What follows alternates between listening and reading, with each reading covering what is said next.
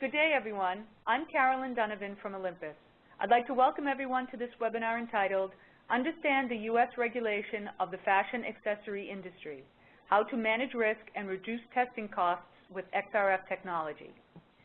This webinar is a joint venture between Olympus NDT, the Fashion Jewelry and Accessories Trade Association, with participation from the law firm Keller & Heckman, LLP. We have with us as presenters Joshine Chen and Megan Ropolo from Olympus, Brett Cleveland of FJATA, and Sheila Millar of Keller & Heckman. This webinar is budgeted for approximately 60 minutes. The main presentation should last approximately 45 minutes, leaving 15 minutes for questions.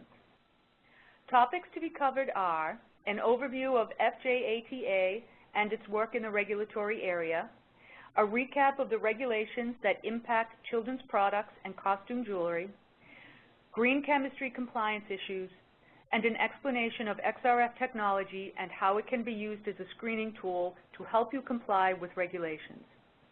If you have questions, please type them into the Q&A panel in the lower right portion of your screen during the course of this presentation. Do not type your questions into the chat panel, as we will not monitor chat for attendee Q&A. And now, without further ado, I'd like to turn the presentation over to Brent Cleveland. Well, thank you, Carolyn. The Fashion Jewelry and Accessories Trade Association, representing over 225 brands, is the industry voice dealing with legislative issues. We provide our members with up-to-date email notices on breaking news, a free consulting service, trade discounts, and a monthly newsletter.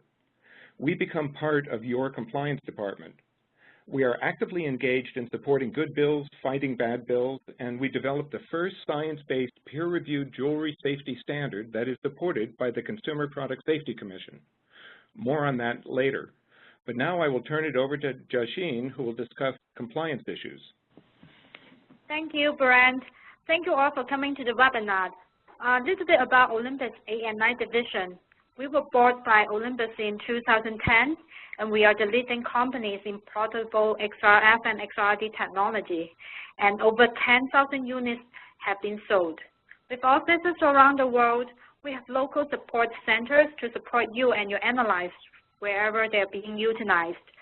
If you have any questions, please feel free to contact me after the webinar. Now, back to the main content.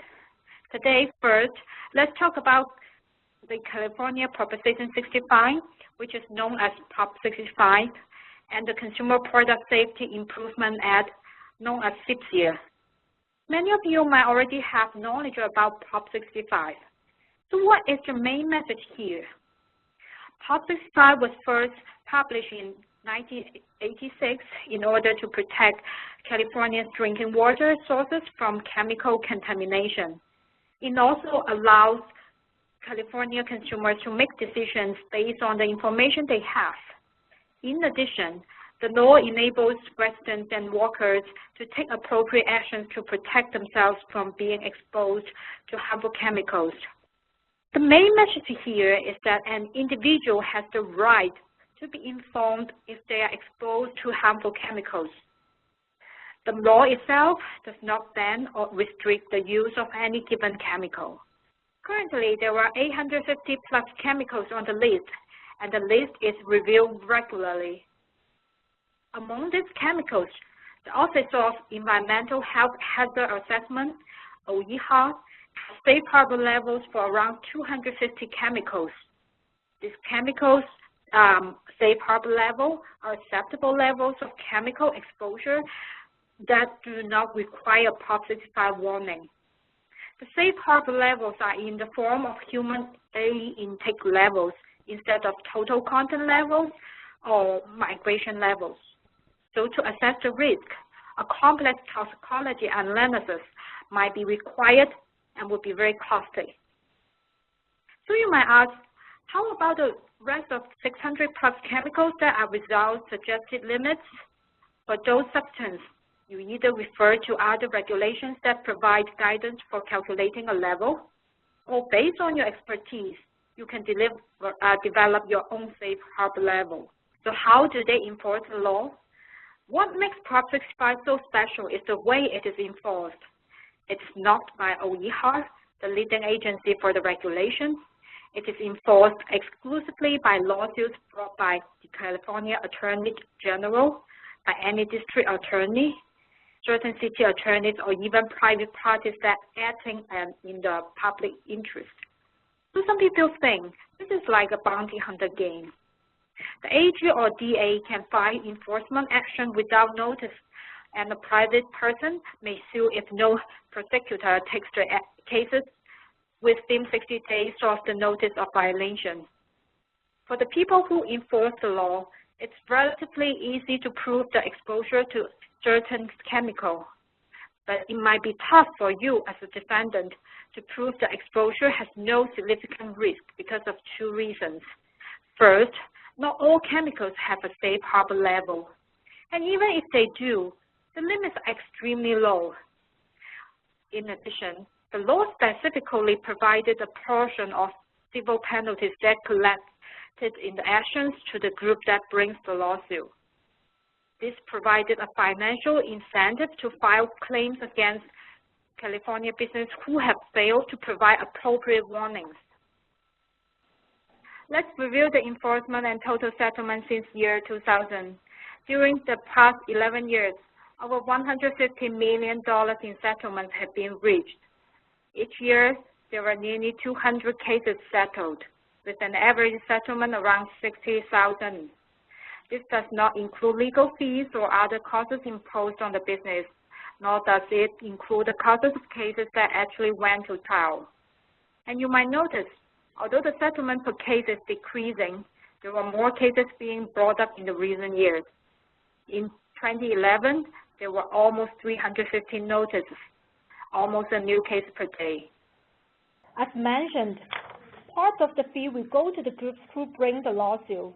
However, the biggest portion ends up as attorney fees and costs. This is the data from 2011. As shown, there was almost 73% end up as the attorney fees and costs. When you look at the top 3 attorney winners in 2011, each of them pocketed millions of dollars in fees and costs.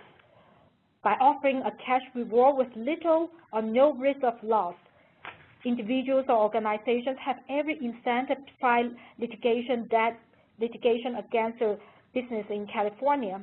That is why people call this a bounty hunter game. So what is 60 days running notice? This is a legal document that is served as a private party to a manufacturer, alleging violation of Prop 65 warning requirements.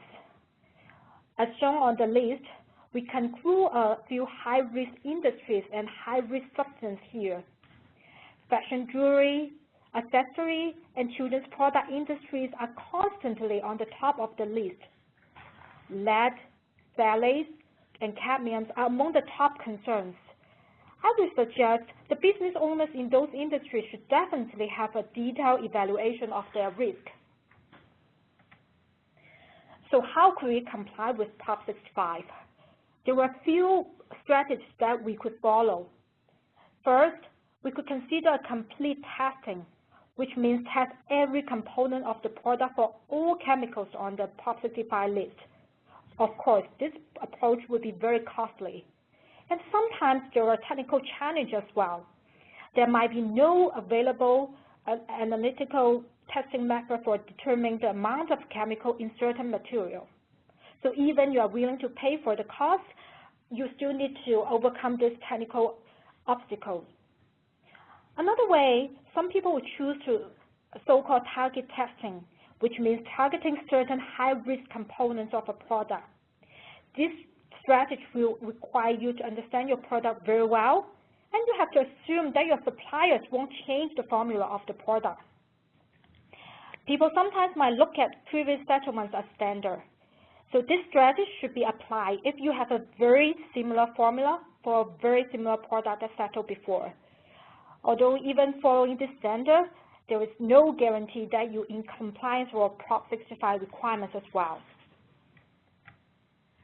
So putting a warning label is another strategy. So what does it mean by attaching a warning label? there were two implications.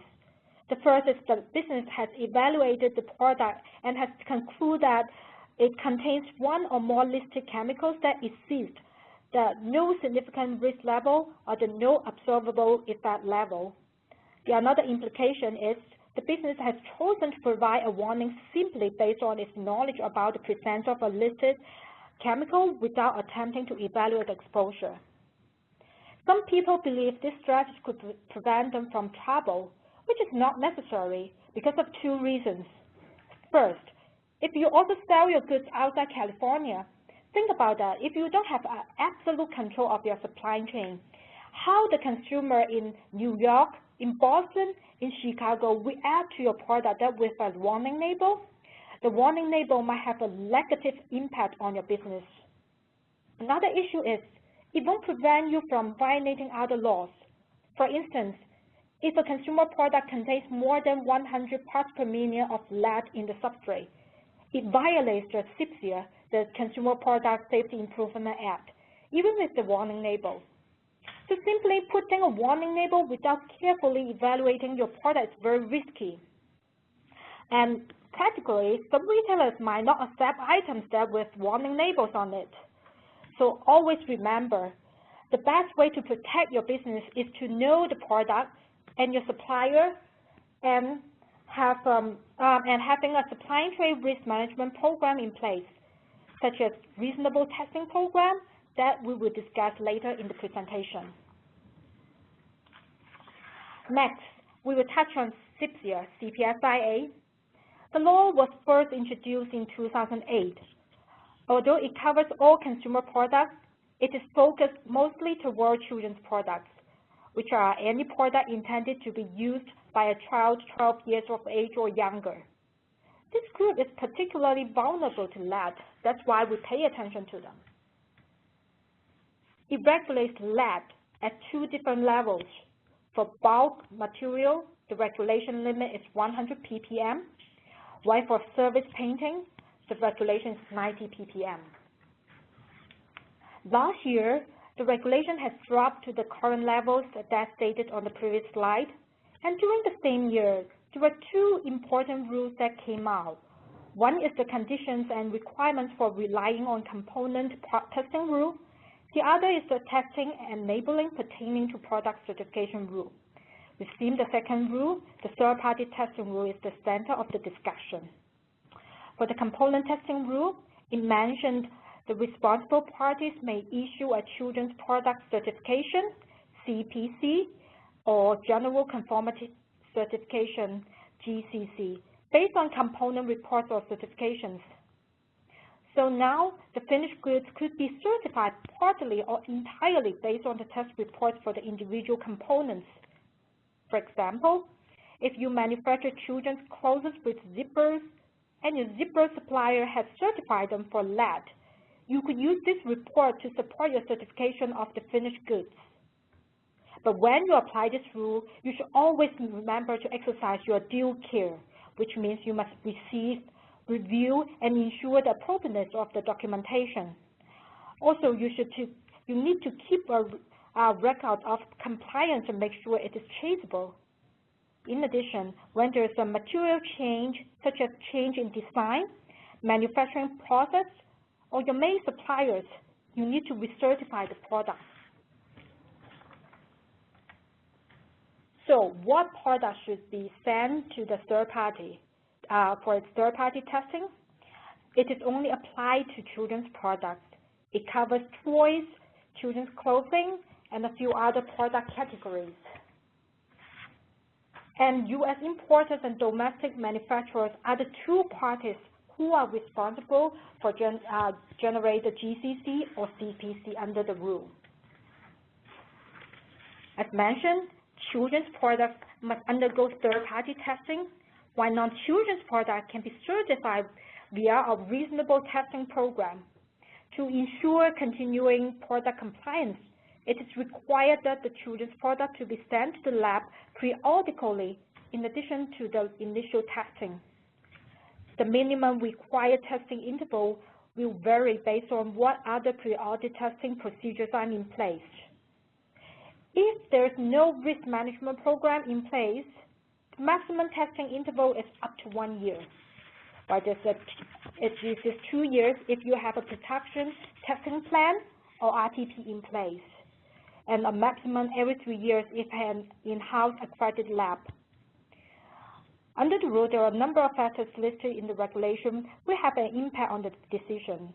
For example, if there's a material change, you might need to retest part of the entire product immediately. So why we need to have a RTP or TPP? Because a reasonable testing program can be used to certify for non-children's product under CIPSIA. At the same time, RTP helps you control risk and save costs for children's product testing in 2 ways. First, based on the rule, you may send out fewer samples if you create finished products that are uniform in composition and quality to provide a high degree of assurance of compliance. RTP can help you to achieve that goal, so you could send fewer samples to the lab. Secondly, as discussed, you can send the samples to the lab with less frequency with RTP. The program can save you both time and money, and most importantly, control the risk. The cost-saving effect here is subject to a list of factors under the rules. As you could notice, lately there's an increasing enforcement of CIPSIA. The slides show 2 news articles from the CPSC website. From January to June this year, CPSC port investigators screened more than 6,600 imported products at ports of entry and stopped more than 1 million units of violators or dangerous products. And children's products contain high levels of lead still top the list. Next, Brent, I'm going to turn over to Brent. He's going to talk about ASTM method. Well, thank you, Jiaxin. It's important to note that Prop 65 attacks on jewelry products have never been challenged in court. The exposure levels listed in the safe harbor list have little to do with total content ppms or the micrograms that may migrate, and there's no reliable conversion or relationship between those factors.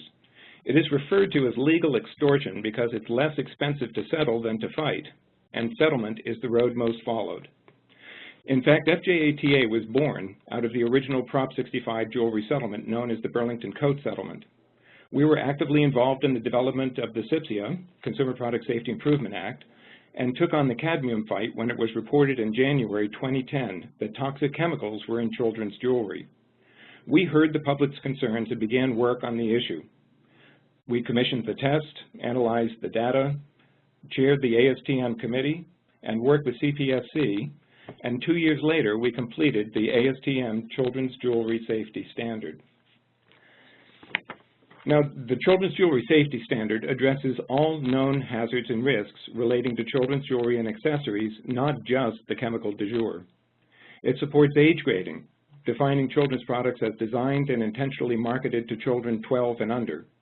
It limits body-piercing materials to surgical steel, titanium, niobium, 14-karat gold or higher, platinum, or plastic. It conforms to CIPSIA lead levels and offers a screening level of 300 ppm total cadmium with a migration option that must yield less than 200 micrograms, also stating that only metals and plastics need to be tested. The surface coating requirement conforms to the toy standard, as industry that participated in our committee had little problem complying with those migration levels, measuring antimony, arsenic, barium, cadmium, chromium, mercury, and selenium. It requires nickel migration testing for nickel components similar to the EU requirement, and also deals with batteries and magnets, to me of real concern. The CDC reports that from 1997 to 2010, there were 40,400 incidents reported to the emergency rooms relating to battery incidents or injuries, of which 14 were fatal. The standard also screens for dangerous liquids and even strangulation prevention. The standard can be purchased from the ASTM website. So, why is this important? The standard addresses all known hazards and risks.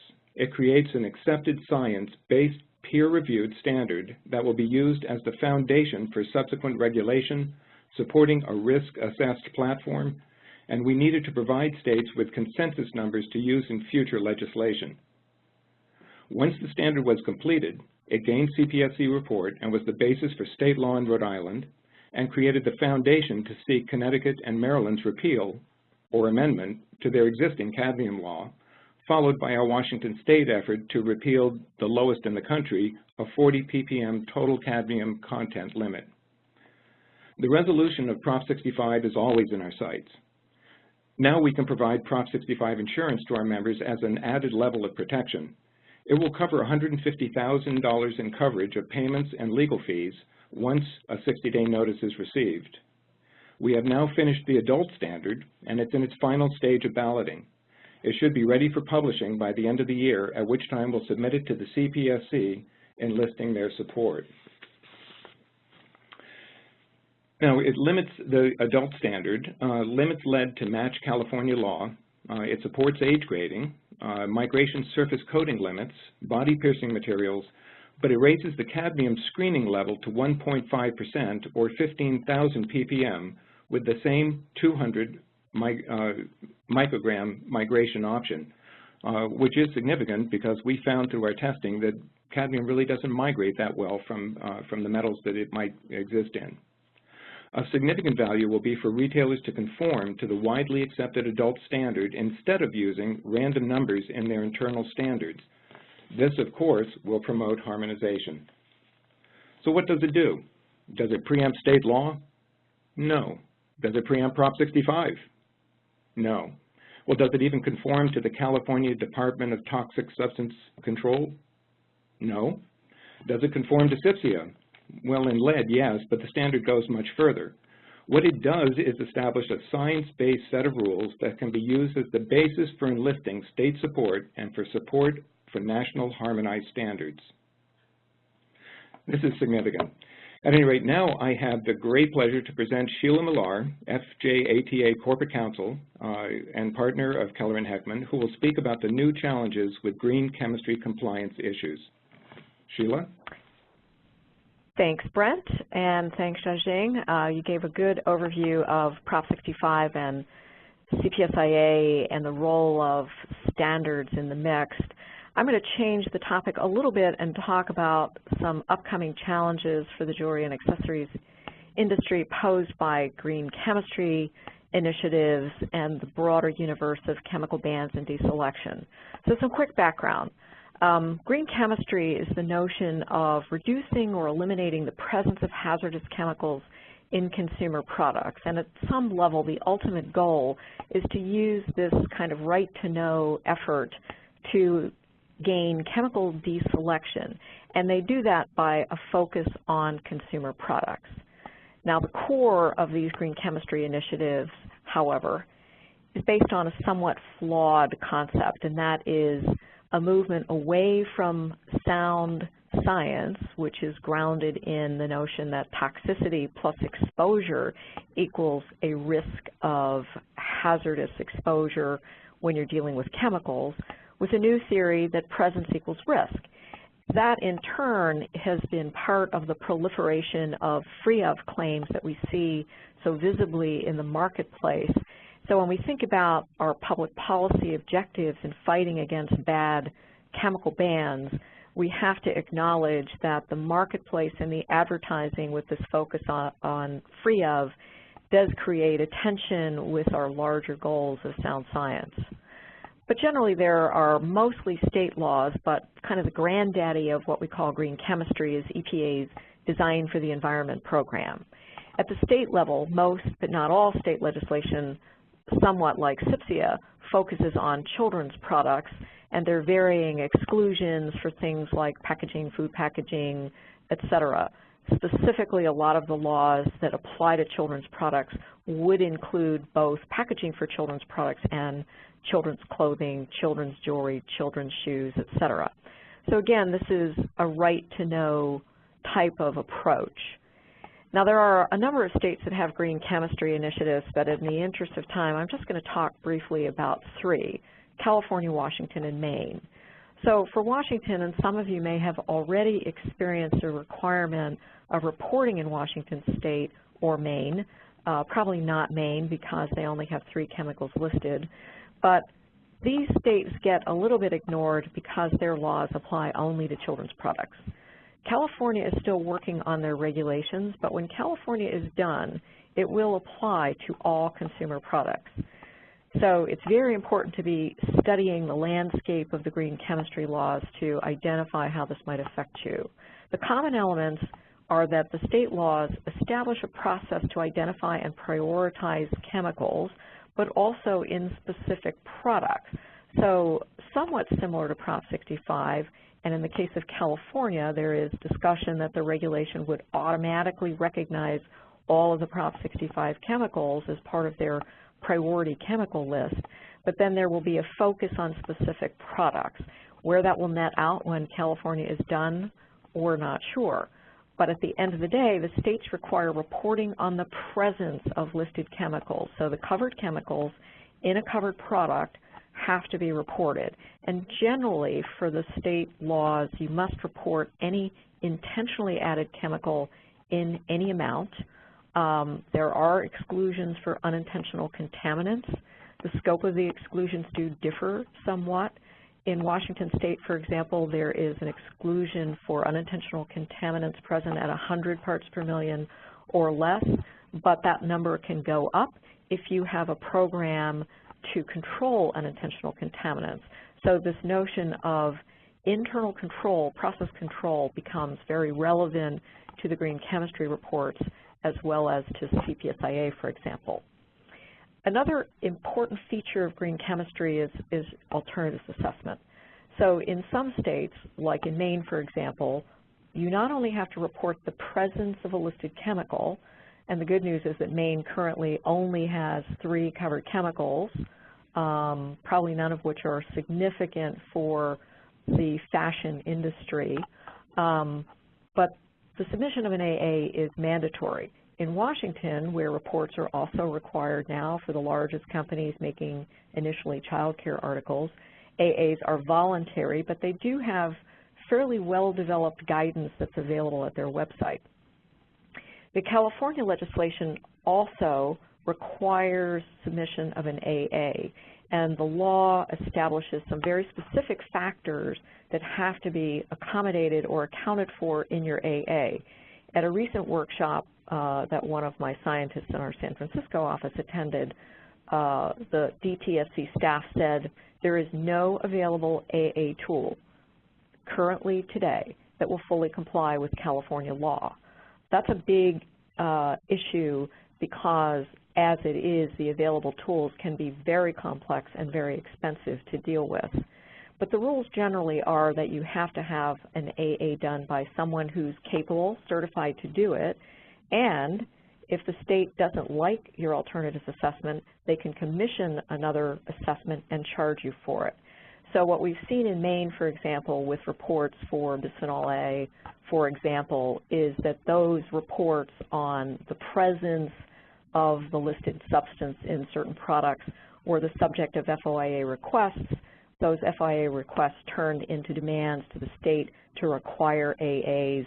The state did so, didn't like the results, and they're in a process of commissioning AAs. So this can be a very costly situation.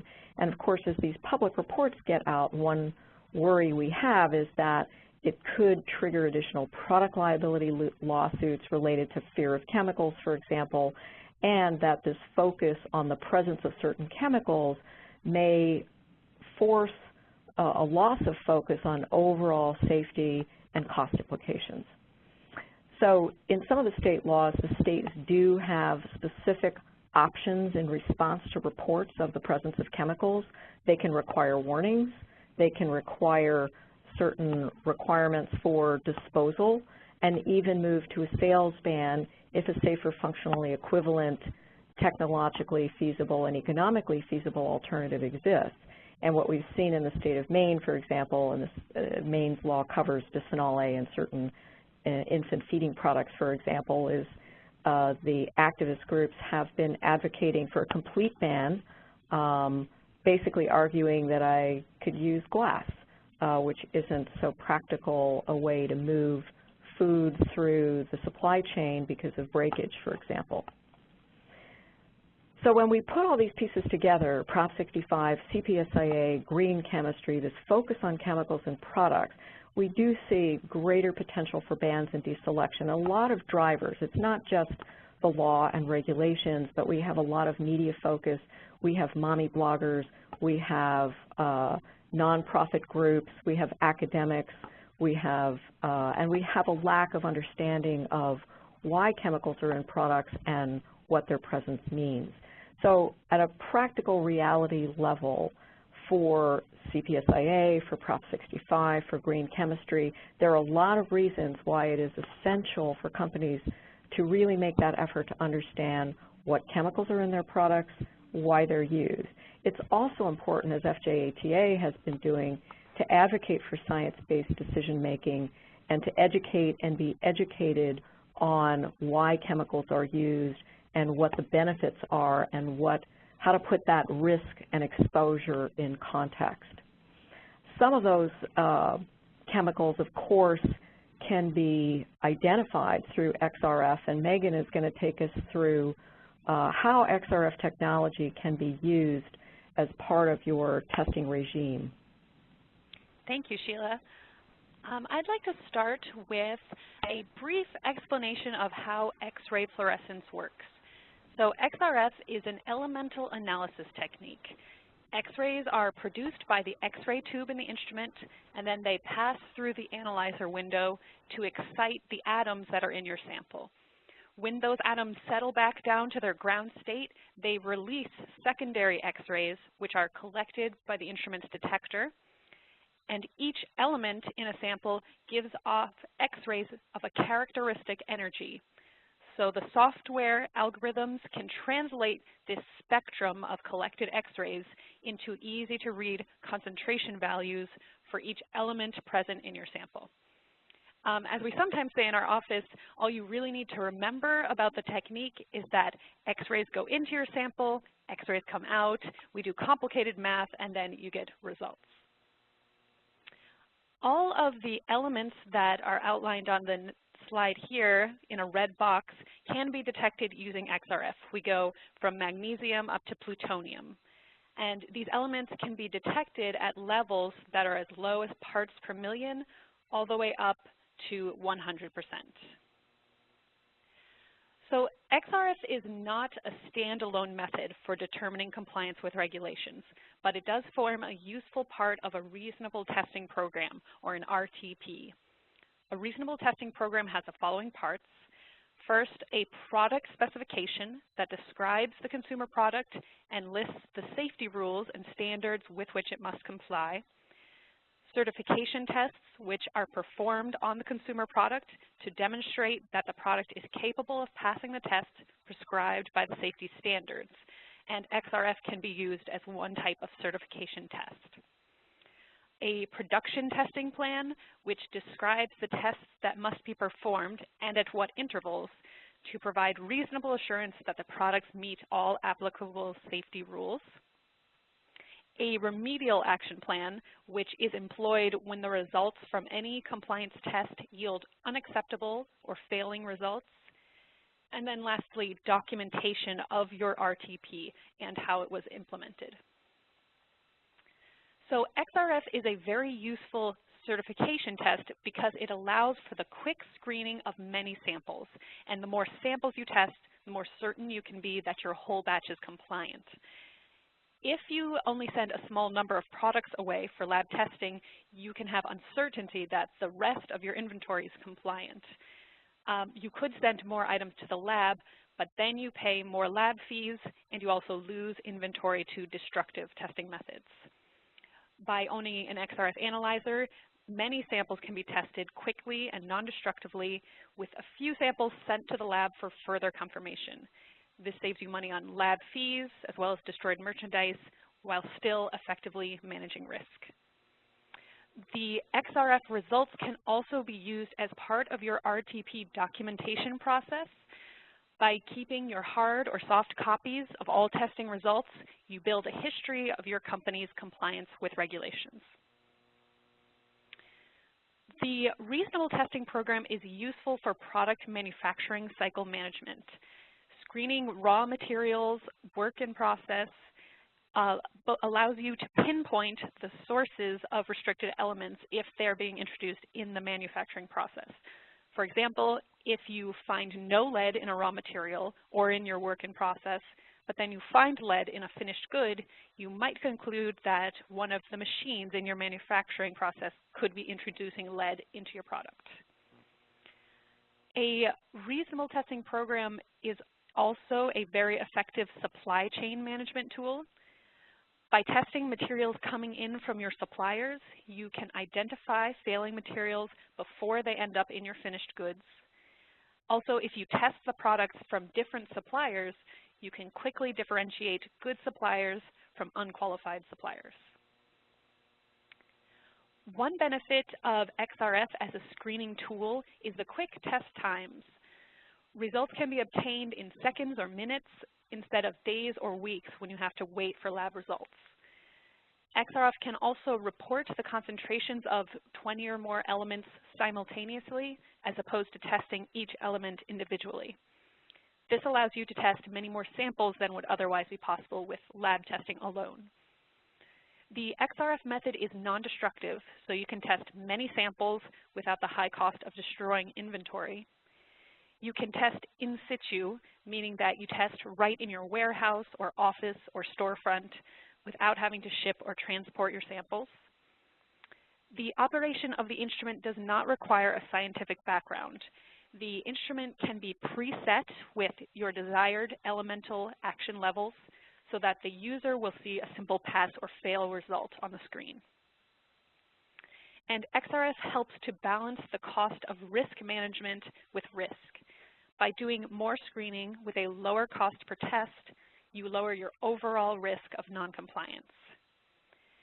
The testing can also be documented and used for general certificate of conformity in cases where third-party testing is not mandated, for example, in non-children's consumer products. Some things to consider when using XRF. XRF is a surface technique, meaning if the sample is coated or painted, elements at the surface will be reported as disproportionately high compared to the bulk material. If an item has a thick coating of paint, it is beneficial to test the painted side as well as the unpainted side in order to fully detect the elements in the bulk material. Also, XRF detects elements such as lead or cadmium, but it cannot detect compounds such as phthalates. You should be familiar with the limit of detection, or LOD, for the elements of concern in your sample type. The LODs can vary depending on the density and the elemental makeup of your material. It's important to understand your sample and the regulations. You need to test what you expect to be the riskiest areas. For example, a painted area that might have lead paint. Also, it's important to understand the regulation requirements for your product. An analyzer can be set up with any action limit, but it has to be the correct limit for the regions where your product is sold. You should also know the capability and limitations of the XRF hardware. X-ray tube voltages can vary between 40 and 50 kiloelectron volts, and the different voltages can cause different detection limits for some heavier elements. The type of detector can also make a difference. A silicon drift detector is more sensitive than a pin diode detector, although in many cases a pin diode will give you adequate performance at a lower cost. So knowing your sample well will help you determine what type of tube and detector are the most appropriate for your needs. And finally, it's very important to operate the instrument in a safe way. Although the doses of radiation from an XRF analyzer are very low, any user should receive training on how to operate the instrument so that they can protect themselves from exposure. Some factors that can affect your XRF results. The first is sample homogeneity. Many consumer products are not homogeneous, meaning that they're not the same throughout. So when testing a non-homogeneous product, it will likely only be possible to get a qualitative result rather than a quantitative one. That is to say that the results will be able to show the presence or absence of an element, but will not be able to definitively report their numerical concentrations. Also, infinite thickness is defined as a sample that is thick enough so that the X-rays will not pass completely through. And for polymers, the samples you look at should be at least 5 millimeters thick, about 1 millimeter for alloys, and 15 millimeters for liquids. Sample preparation, in addition to making sure a sample is clean of obvious dust, it could sometimes be necessary to remove paint from a sample to effectively test the substrate material. The sample size and shape. It is possible to test a very small sample, but the best results come from samples that fully cover the testing window, about 10 millimeters. So you want to always try to maximize the amount of sample covering the window for any given test. The calibration. Your XRF performance depends on the quality of the factory calibration, which in turn depends on the accuracy of the calibration standards that are used.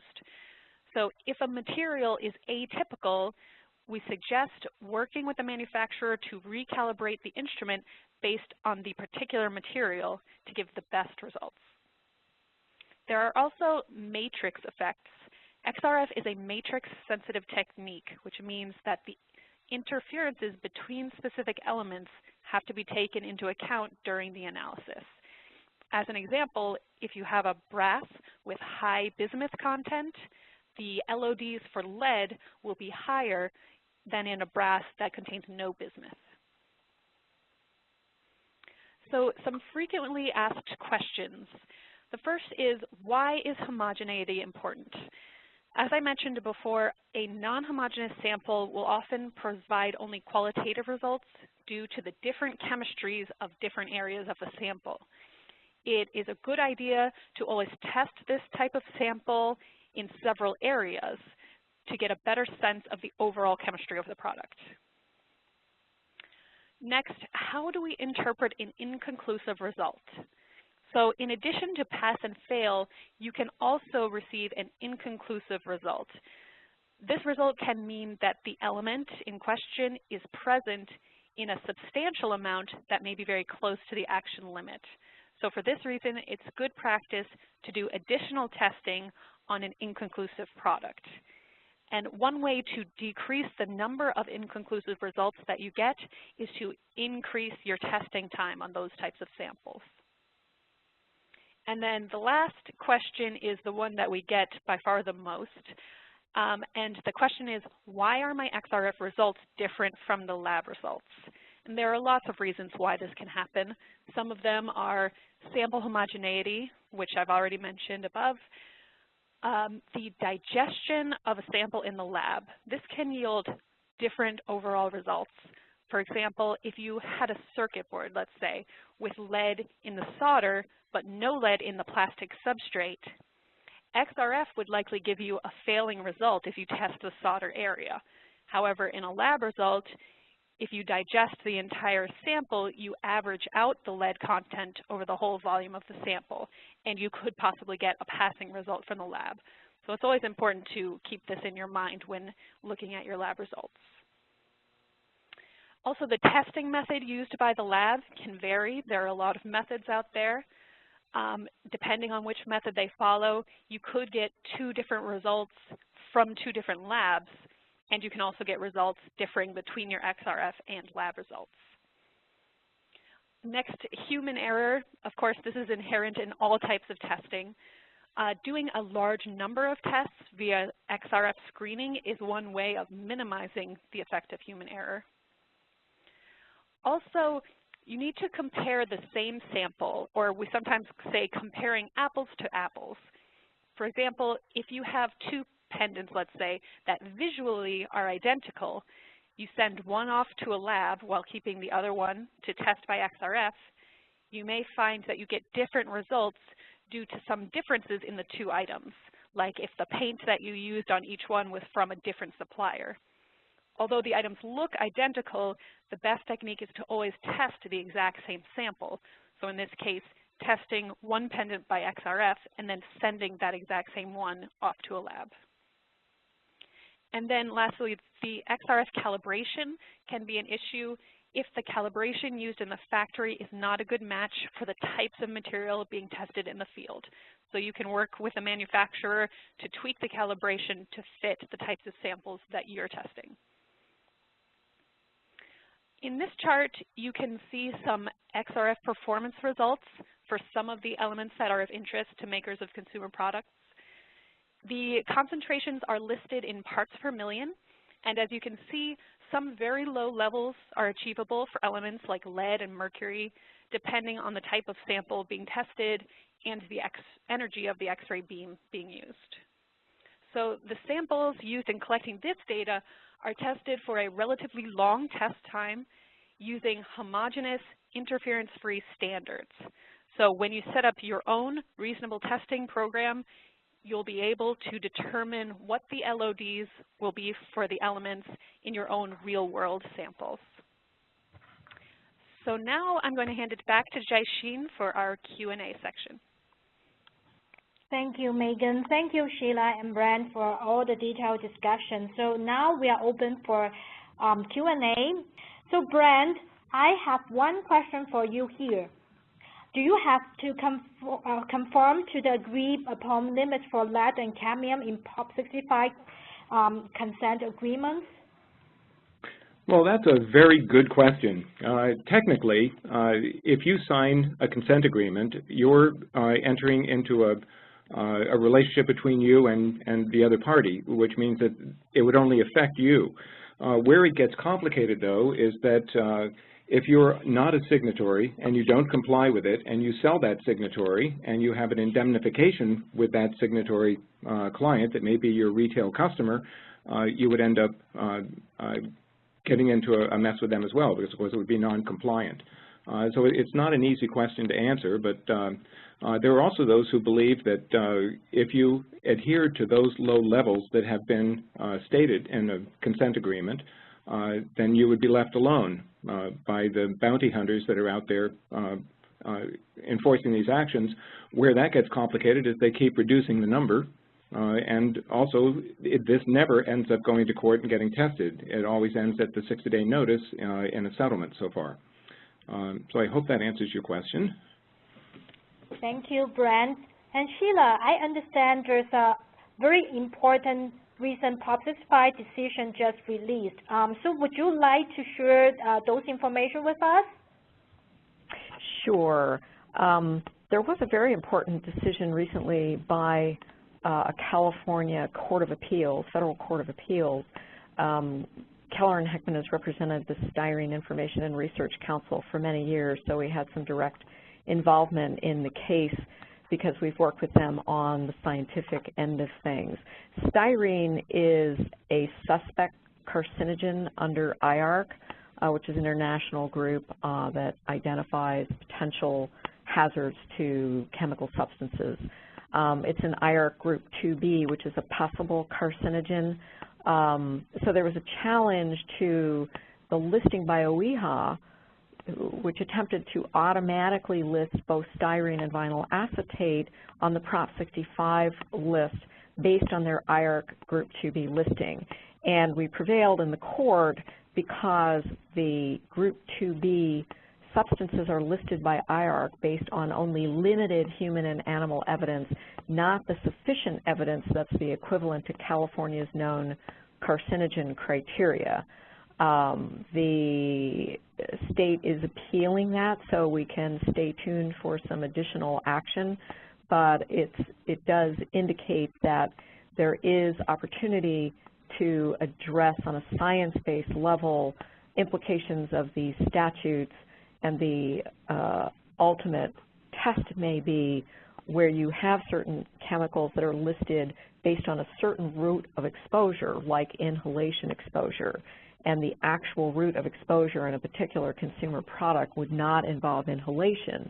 There may actually be some additional interesting avenues for challenging Prop 65 actions for those who are inclined to really take on the science aspect of it. Thanks. There were two questions that actually are related. The first question is how many chemicals that are on the Prop 65 list can be detected using XRF technology?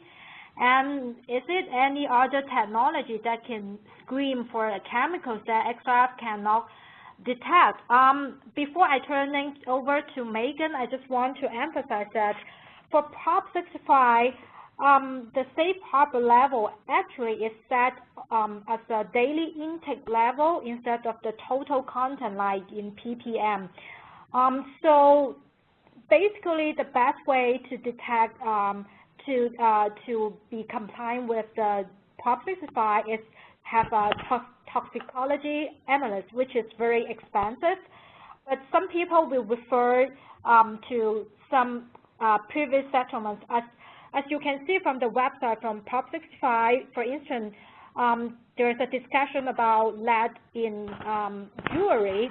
So actually, there's an answer there that you could kind of refer, if you have a similar product or similar formula, you could refer to the previous settlement within this industry. So another thing is, as you can see, XRF can only detect elements, not compounds, but Megan will give us more information. Megan, would you like to comment? Sure. So I think that one thing that's important to stress is that XRF cannot test for organic compounds such as phthalates. It cannot test for any elements below magnesium on the periodic table. And I saw another question that asked, why is that the case? Why can't we test below magnesium? The answer quickly is that the X-rays that are emitted are not energetic enough to reach the detector. It's basically physics. Until we can change physics, we can't test anything lower than magnesium. So if you have organic compounds that you have to test for, such as phthalates, mass spectrometry is probably a common technique that you might want to look into. Also, another wet chemistry technique that is often used is called ICP. So those are some techniques that you can look into when you need to do third-party testing. Thank you, Megan. So, Brent, there's a question for you. It's about how do we define children's jewelry versus adult jewelry? Well, children's jewelry is defined as a product that's designed and intentionally marketed to children 12 and under. And if our standard goes into further detail by saying that you have to look at it in its totality. What a lot of people have done is to put on their earring cards, their point-of-sale displays, things like saying for children over 6 or not for children 12 and under, if it's exclusively an adult product. But that's how it's denoted. Sheila, do you have anything to add to that? Well, I think you have to look at the totality of the circumstances. So, for example, if you have a puppy pin that's marketed and it's very cute, maybe mirrors a current cartoon character, and it's sold in the children's department and it's labeled not for children 12 and under, regardless of the labeling, it's going to be viewed as a children's product. If you sell, you know, a poodle pin with crystal eyes at the jewelry counter of a major department store, it's going to be indicative that it's a general use product, not for children. So the short answer is that the children's jewelry standard includes some detailed appendices that outline some of the factors, because for the fashion industry, we can't live by a rule that says if I have a character in jewelry, it's universally a kid's jewelry. You have to look at the totality of the factors. Okay, thanks. So there's another question asked, can the XRF gun detect the safe harbor levels of nickel? So again, as you can see, the safe harbor level is, like we mentioned, it's in the daily intake level is not in ppm. So basically what the result from XRF is the total content of the product. So a lot of time people, if you want to do a complete testing, probably you could get an idea, but definitely not from XRF technology. How this technology can help you is help you to screen if you have some other, like, because if there's no safe harbor level for certain elements, you need to either refer to the other regulations or you need to establish your own safe harbor levels. So, for instance, if you need to refer to the other regulation levels which regulate the elements in total content, that is the best way that XRF can help. But of course, for instance, they also regulate lead, cadmium in the safe harbor list. But when you look at, like, for instance, for California, they regulate the total content of cadmium around 300 ppm. So if you could use the XRF gun to scan the product and make sure it's within 300 ppm, at least it helps you to prevent you to violating one of the California law there. So that's pretty much my answer. So Megan, do you have any comment about the XRF gun? Well, it really depends on the type of sample. In an alloy sample, we can get down pretty low, but again, the regulations are really not about the actual level of nickel or any other element. They're about the accessibility of the nickel. So the best way is to do some testing on a particular product to get a better sense of the LODs for elements in that particular matrix, since the technique is matrix sensitive. So Brent, there's another question about the ASTM standard. What is the ASTM standard and its status? You know, if you have any, I think it refers to the children's jewelry and the adult jewelry. Yes, well, the children's jewelry standard is the ASTM F2923-11, and that is available for purchase on the ASTM website. And the adult standard is in its final stages of balloting and won't be available for purchase until probably January of next year. But that standard is currently available. Let's see. Yeah, I thought there was another question, but I think that's it. You can also, do you have the similar answers to that?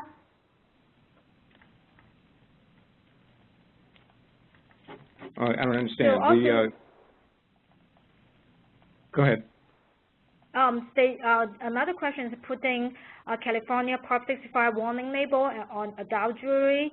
Are we doing okay per law? So before you jump in, I just want to comment that just like presented in the webinar, if you only have the warning label without knowing what exactly is in your product, it won't prevent you from violating the other regulations, such as what we just mentioned.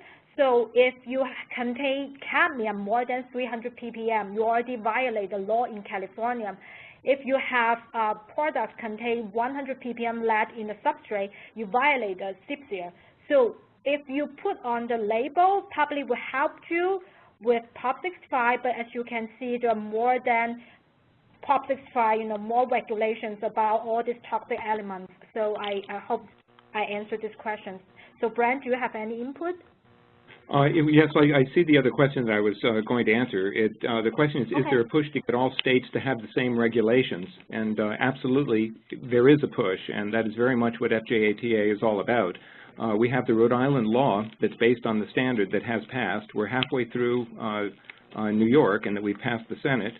We're working with Connecticut, Maryland, and once we get Washington on board.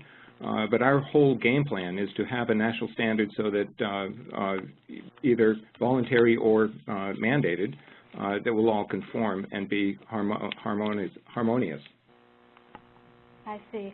Megan, there's a question for you. That is there any direct or indirect correction between XRF results and wet chemicals results?